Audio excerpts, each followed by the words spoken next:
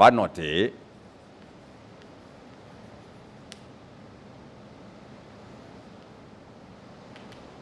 que A1 égale à A3. De même, A2 égale A4.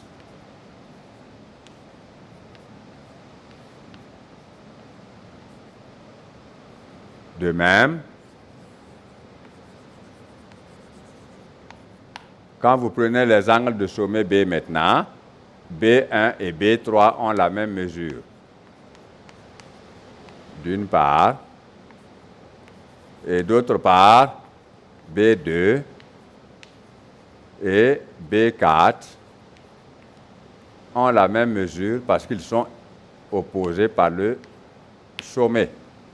Ça, c'est un cas de figure. Maintenant, quand vous parlez des angles correspondants, vous pouvez vous noter ici que si ici A3 et B3 sont correspondants, alors ils ont la même mesure. Ça veut dire que A3 est égal à B3. De même, A1 est égal à B4 parce qu'ils sont aussi deux angles correspondants. Pardon?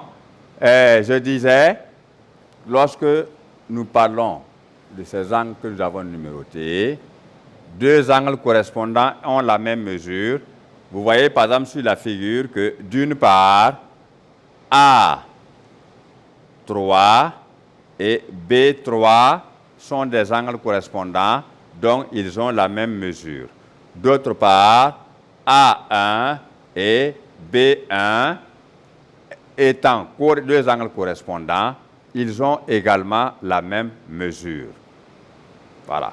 Si c'est des angles alternes internes, ils ont aussi la même mesure. Voilà pourquoi j'ai mis ça en remarque de façon générale. Dans chaque groupe d'angles, les angles donnés ont la même mesure, qu'ils soient opposés par le sommet, qu'ils soient alternes internes ou qu'ils soient correspondants. Voilà. En deuxième remarque,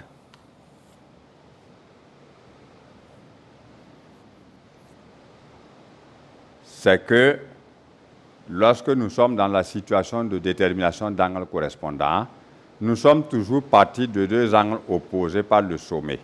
Alors, si deux angles sont opposés par le sommet,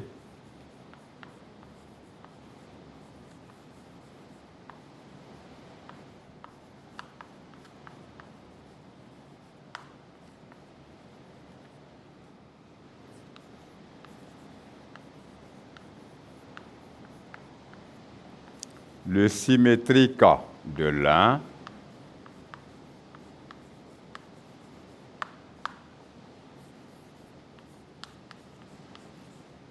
est le correspondant de l'autre.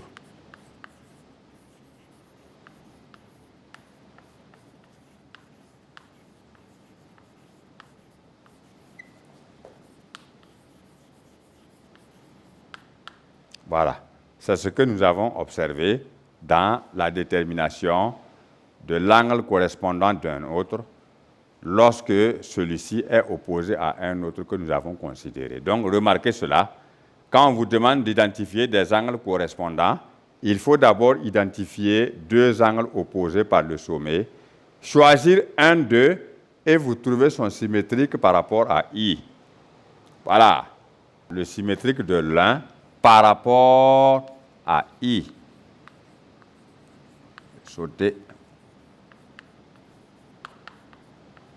Voilà, est le correspondant de l'autre.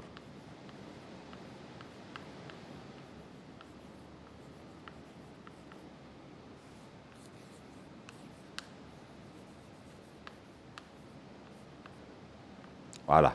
Le symétrique, quand on prend deux angles opposés par le sommet, le symétrique de l'un de ces angles-là par rapport au point I, segment AB que nous avons vu sur la figure, est le correspondant de l'autre angle opposé par le sommet. Voilà. Donc, ce sont des remarques qui doivent vous permettre tout simplement d'identifier une fois de plus des angles opposés par le sommet et en plus de savoir comment on construit le symétrique d'un angle par rapport à un point, et trouver effectivement que l'un des symétriques est correspondant de l'autre angle dont on n'a pas parlé, dont on n'a pas construit le symétrique. Bien. Ainsi, nous poursuivrons avec ce chapitre-là, avec le grand 4, en ce qui concerne la somme des angles d'un triangle.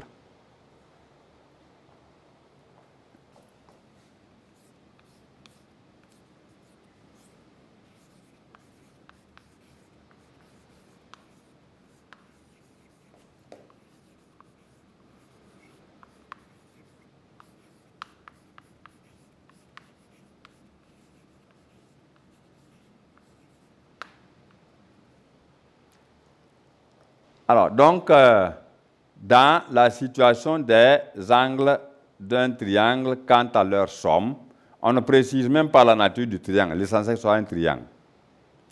Vous avez donc une relation fondamentale qu'il vous faut apprendre par cœur et ne pas l'oublier, parce qu'elle va vous suivre jusqu'en terminale. Retenons simplement que si nous construisons un triangle, nous mesurons la somme de ces angles. Si nous les additionnons, on ne trouve pas plus, pas moins de 180 degrés. Et c'est ça qu'il faut retenir. Si A, B, C est un triangle,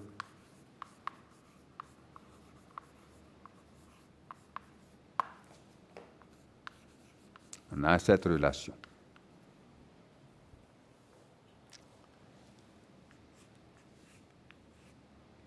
L'angle A plus l'angle B plus l'angle C est toujours égal à 180 degrés.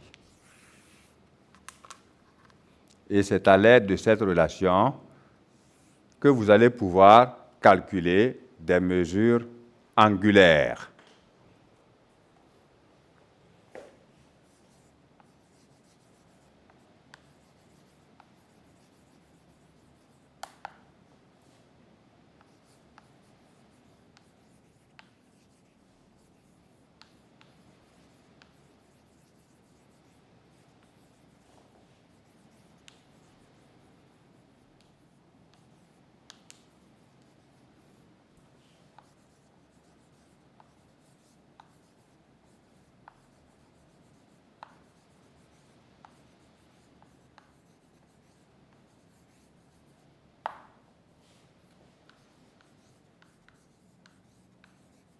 Et ceci en tenant compte de la nature du triangle.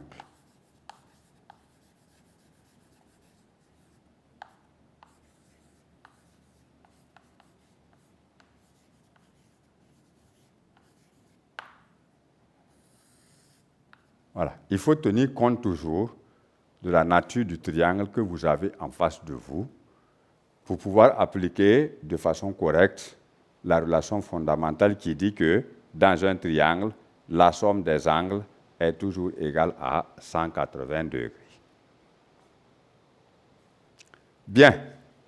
Alors, ceci va nous permettre de poursuivre avec des exercices d'application parce que le chapitre est terminé. Vous allez bien devoir savoir à tout moment comment on identifie des angles opposés par le sommet, des angles alternes internes, des angles correspondants. Pour les angles alternes internes et les angles correspondants, il faut bien savoir et retenir, d'une part, la définition de deux angles alternes internes, et enfin, de comment on construit le symétrique d'un angle par rapport à un point donné. De même que pour les angles correspondants.